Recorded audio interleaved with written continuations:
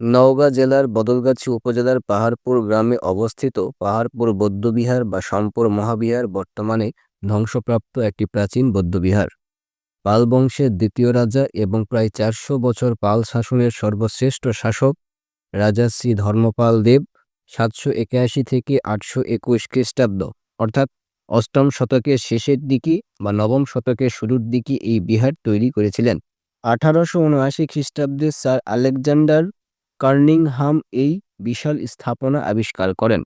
1985 খ্রিস্টাব্দে ইউনেস্কো এটিকে বিশ্ব ঐতিহ্যবাহী স্থানের স্বীকৃতি প্রদান করে। পাহাড়পুরকে বলা হয় পৃথিবীর সবচেয়ে বড় বৌদ্ধবিহার।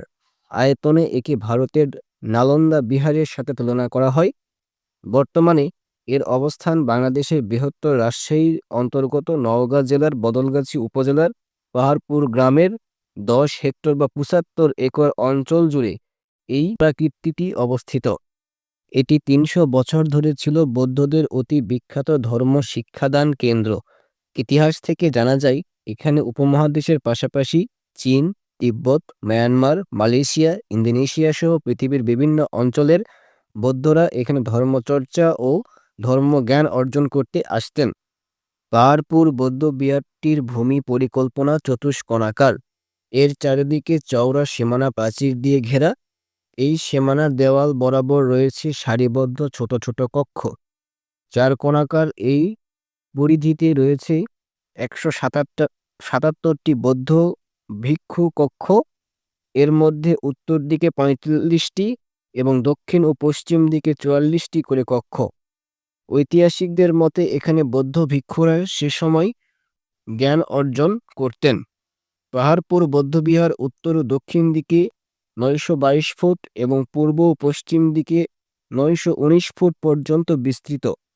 চারকোণাকার এই পরিধিতে মাঝখানে রয়েছে মূল বৌদ্ধ মন্দির, যার দৈর্ঘ্য 400 ফুট এবং প্রস্থ 350 ফুট। মন্দিরটির উচ্চতা 70 ফুট। খ্রিস্টীয় 10ম শতকে বিহারের আচার্য ছিলেন মুন্সিগঞ্জের অতীশ দীপঙ্কর শ্রীজ্ঞান। ঐতিহাসিক পাহাড়পুর বৌদ্ধ বিহার হঠাৎ করে ধ্বংস হয়ে গিয়েছিল কিনা তার কোনো প্রমাণ পাওয়া যায় নাই। ধারণা করা হয় 400 বছরের পাল শাসনের পতন হলে উপমহাদেশে বৃদ্ধি পেতে থাকে হিন্দু রাজাদের প্রভাব, যাতে করে বিহারে কমতে থাকে বৌদ্ধদের আনাগোনা। ধীরে ধীরে পাহাড়পুর বৌদ্ধবিহারের মূল মন্দিরের উপর জমতে থাকে ধুলাবালি এবং গাছপালা, যাতে মূল মন্দিরটি রূপ নেই পাহাড়ে। 1879 খ্রিস্টাব্দে এটি আবিষ্কারের পর সম্পর মহাবিহারের পাশাপাশি নাম ধারণ করে পাহাড়পুর বৌদ্ধবিহার। সমতল থেকে 70 ফুট উঁচু পাহাড়ের আকৃতি নেওয়া এই প্রত্নতান্ত্রিক নিদর্শনটি যুগ যুগ ধরে মানুষের কাছে আছে রহস্যের আধার হয়ে। ঐতিহাসিক এ বৌদ্ধবিহারকে কেন্দ্র করে প্রতিনিয়তই এখানে আগমন ঘটে দেশি বিদেশি পর্যটকের। ছুটির দিনগুলোতে বাড়ে দর্শনার্থীদের আনাগোনা।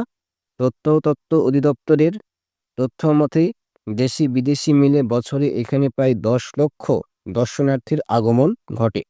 দর্শনার্থীদের ভ্রমণ আরও আনন্দদায়ক করতে পাহাড়পুর বৌদ্ধবিহার কর্তৃপক্ষ প্রবেশদ্বারের কাছেই করেছে একটি ফুলের বাগান। সেখানে শোভা পাচ্ছে নানান ধরনের ফুল। পাহাড়পুর বৌদ্ধবিহারে ঘুরতে এসে ইতিহাসের সাক্ষী হওয়ার পাশাপাশি ফুলবাগানের ছবি তোলায় ব্যস্ত সময় পার করছে দর্শনার্থীরা। ফুলবাগানের পাশাপাশি এক পাশে রয়েছে সারিবদ্ধ গাছ, যা মুগ্ধ করে দর্শনার্থীদের। বৌদ্ধবিহারের উন্মুক্ত ময়দানে উড়ে এসে পড়েছে নানান ধরনের অতিথি পাখি, যা মুগ্ধ করছে দর্শনার্থীদের। ইতিহাসের সাক্ষী হতে বিভিন্ন বয়সের দর্শনার্থীদের পাশাপাশি বাংলাদেশের বিভিন্ন প্রান্ত থেকে শিক্ষা সফরে আসছেন হাজার হাজার শিক্ষার্থী। তাদেরকে এখানকার প্রাচীন ইতিহাস জানাতে বৌদ্ধবিহার কর্তৃপক্ষ বিভিন্ন স্থানে লিখে রেখেছে বৌদ্ধবিহার সম্পর্কিত প্রাচীন ইতিহাস।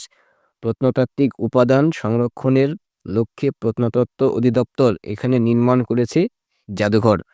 এখানে সংরক্ষিত আছে বৌদ্ধবিহারে পাওয়া প্রাচীন প্রত্নতাত্ত্বিক উপাদান। জাদুঘর কর্তৃপক্ষের সঙ্গে কথা বলে আরও জানান, বৌদ্ধবিহারে পাওয়া প্রত্নতাত্ত্বিক উপাদানের পাশাপাশি বিভিন্ন বাহিনীর কাছে পাওয়া নওগাঁর বিভিন্ন স্থান থেকে সংরক্ষিত প্রত্নতাত্ত্বিক উপাদান।